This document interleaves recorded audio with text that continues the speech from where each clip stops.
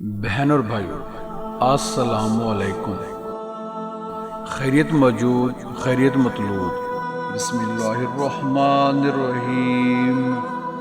امام پنجم حضرت امام محمد باقر بن امام زین العابدین علی بن حسین بن علی بن ابی طالب، آپ امام پنجم ہیں اور امام زین العابدین علیہ السلام کے بیٹے ہیں۔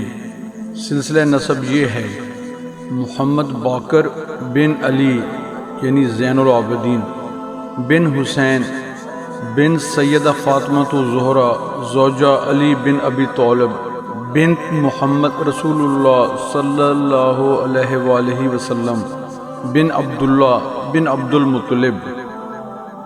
آپ علیہ السلام کو باقر اس لیے کہا جاتا ہے کہ آپ نے علم و معارف کو نمایاں فرمایا اور علم و حکمت کے وہ خزانے جو مخفی اور پوشیدہ تھے ان کو کھولا اور ظاہر فرمایا۔ سبحان اللہ۔ طاؤس جو کہ ایک عظیم محدث تھے حاضر ہوئے اور عرض کیا کہ چند مسائل کے جواب کے لیے حاضر ہوا ہوں، تو حضرت امام باقر علیہ السلام نے فرمایا دریافت کیجئے۔ تو طاؤس نے عرض کیا، سوال: حضرت آدم علیہ السلام کا آدم کیوں نام رکھا گیا؟ جواب: حضرت امام باقر علیہ السلام نے فرمایا کہ حضرت آدم علیہ السلام کے جسم اطہر کے لیے مٹی سفلی زمین کے اودیم اوپر والے حصہ سے اٹھائی گئی تھی، لہذا آپ علیہ السلام کا نام آدم رکھا گیا۔ سوال: حضرت حوا کا نام حوا کیوں رکھا گیا؟ جواب: حضرت امام باقر علیہ السلام نے فرمایا کہ حضرت حوا علیہ السلام کو زندہ یعنی آدم علیہ السلام کی پسلی سے پیدا کیا گیا، لہذا آپ کا نام حوا رکھا گیا۔ سوال: ابلیس کو ابلیس کیوں کہتے ہیں؟ جواب: حضرت امام باقر علیہ السلام نے فرمایا کہ ابلیس کا معنی ہے اللہ تعالیٰ کی رحمت سے نا امید ہونا، اور شیطان بھی لوگوں کو اللہ تعالیٰ کی رحمت سے نا امید کرتا ہے، لہذا اس کا نام ابلیس رکھا گیا ہے۔ اللہ اکبر۔ سوال: جن کو جن کیوں کہتے ہیں؟ جواب: حضرت امام باقر علیہ السلام نے فرمایا جن کا معنی ہوتا ہے پوشیدہ ہونا، چونکہ جن بھی لوگوں کی نظر سے پوشیدہ ہوتا ہے لہذا اس کو جن کہا جاتا ہے۔ سوال: وہ کون لوگ تھے جو خود جھوٹے تھے لیکن انہوں نے شہادت سچی دی تھی؟ جواب: حضرت امام باقر علیہ السلام نے فرمایا کہ وہ منافق تھے جنہوں نے کہا کہ ہم گواہی دیتے ہیں کہ اللہ کا رسول سچا ہے، اور اللہ تعالیٰ نے فرمایا کہ اللہ جانتا ہے کہ اللہ کا رسول سچا ہے، اور اللہ گواہی دیتا ہے کہ منافق جھوٹے ہیں۔ سوال: وہ کیا چیز ہے جو زیادہ بھی ہوتی ہے اور کم بھی ہوتی ہے، اور وہ کیا چیز ہے جو زیادہ ہوتی ہے کم نہیں ہوتی، اور وہ کیا چیز ہے جو کم ہوتی ہے زیادہ نہیں ہوتی؟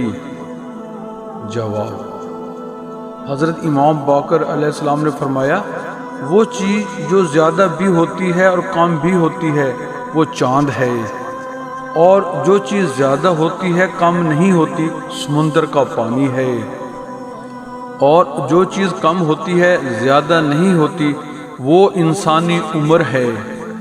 سبحان اللہ۔ سوال: وہ کون سی صلوات مفروضہ ہے جو بلا وضو جائز ہے؟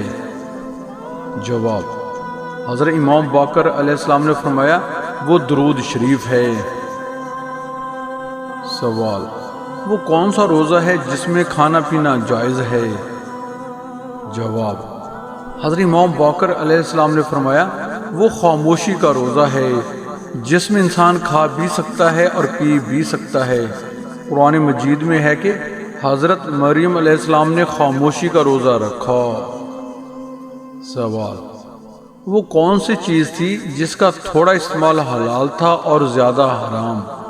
جواب: حضرت امام باقر علیہ السلام نے فرمایا وہ نہر طالوت کا پانی تھا جس کا صرف ایک چلو حلال تھا اور اس سے زیادہ حرام تھا۔ اللہ اکبر۔ سوال: وہ کون ہے جس نے اپنی قوم کو عذاب سے ڈرایا؟ نہ وہ جن ہے اور نہ انسان اور نہ فرشتہ۔ جواب: حضرت امام باقر علیہ السلام نے فرمایا وہ نملہ یعنی چیونٹی ہے جس نے چیونٹیوں کو کہا اے چیونٹیوں اپنے گھروں میں چلی جاؤ، تمہیں کچل نہ ڈالے سلیمان علیہ السلام اور اس کا لشکر۔ اس نملہ یعنی چیونٹی کے بارے ایک واقعہ ہے کہ جب حضرت قتادہ رضی اللہ عنہ کوفہ میں آئے اور وہاں کی خلقت ان کی گرویدہ ہوئی تو انہوں نے لوگوں سے کہا جو چاہو دریافت کرو۔ حضرت امام ابو حنیفہ رحمۃ اللہ علیہ اس وقت نوجوان تھے۔ آپ رحمۃ اللہ علیہ نے حضرت قتادہ رضی اللہ عنہ سے پوچھا کہ حضرت سلیمان علیہ السلام کی چیونٹی مادہ تھی یا نر؟